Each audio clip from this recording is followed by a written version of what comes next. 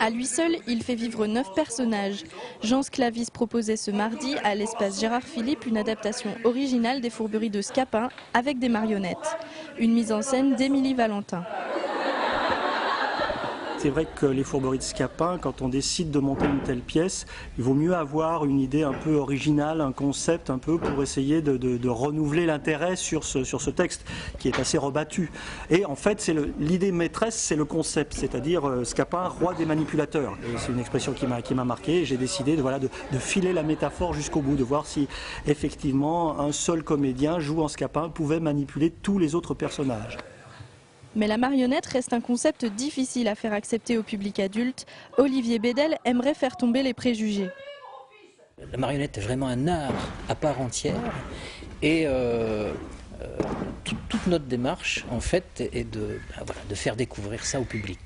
Je pense ce soir, ils ne sont plus les mêmes. En sortant du spectacle, ils n'ont plus du tout la même idée en sortant du spectacle que celle qu'ils pouvaient avoir en entrant. Je pense qu'en entrant, ils vont se dire la marionnette, c'est pour les mômes, c'est pas pour nous.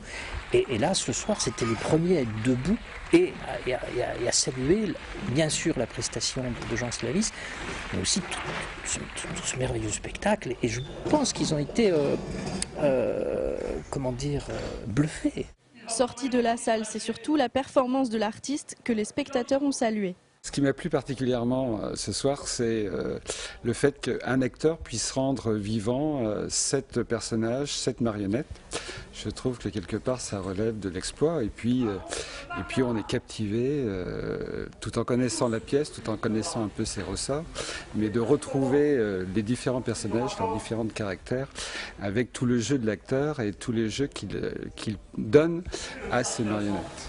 Et vous dites que j'avais trouvé des voleurs qui m'avaient bien battu et m'avaient dérobé la montre.